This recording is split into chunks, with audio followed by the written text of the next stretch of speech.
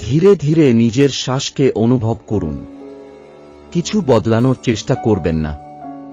শুধু দেখুন আপনি এখানে বসে আছেন, কিন্তু আপনার মন কোথাও অন্যত্র, সবসময় অন্য কোথাও। মন খুব কমই এই মুহূর্তে থাকে।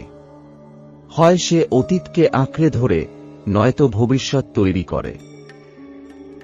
এই কারণেই শান্তি আপনার কাছে অদ্ভুত লাগে।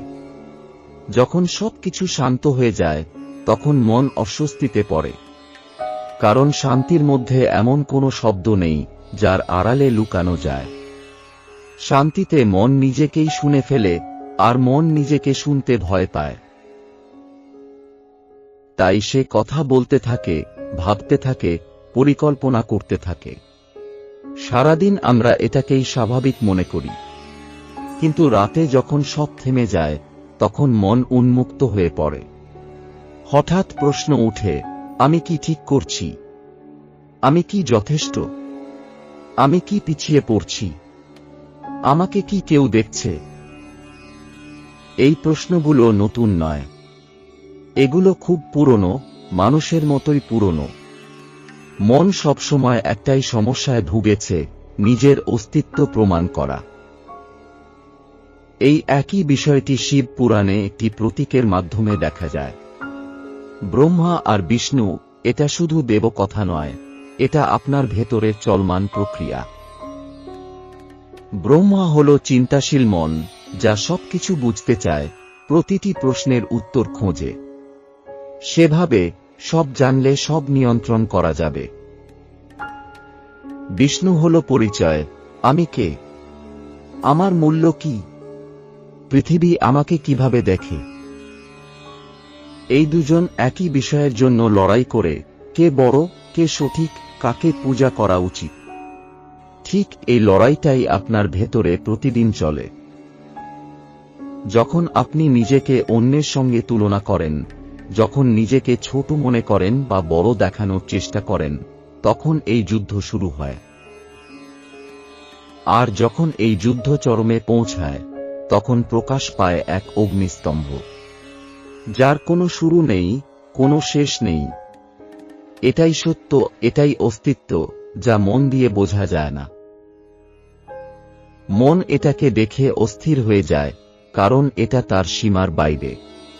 তখন মন উপরের দিকে ছুটে যায়, অহংকার নিচের দিকে, দুজনেই মাপতে চায়, জিততে চায়।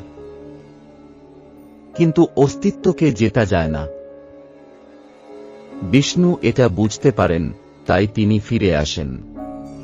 এই ফিরে আসাটা খুব গুরুত্বপূর্ণ, এটা এক ধরনের গ্রহণযোগ্যতা, যে আমি সব জানি না, আমার সীমা আছে। এই মুহূর্তেই শান্তির জন্ম হতে পারে। কিন্তু মন তা করে না। মন বলে, যদি সত্য আমার নাগালের বাইরে হয়, তাহলে আমি নিজেই একটা সত্য বানিয়ে নেব। এখান থেকেই শুরু হয় মিথ্যা। কেতকী ফুল একটা প্রতীক, এরা সেই প্রমাণ, যা মন নিজেই বানায়, যেন সে হার না মানে। আজ এই ফুল অনেক রূপে আছে, দেখানো সাফল্য, কৃত্রিম হাসি, ভুয়া আত্মবিশ্বাস। আমরা ভেতরে জানি সব ঠিক নেই, কিন্তু বাইরে সব ঠিক দেখাই। এই কারণেই মন শান্ত হয় না, কারণ সে নিজের তৈরি মিথ্যাকে সারাক্ষণ বয়ে বেড়ায়, আর মিথ্যা খুব ভারী।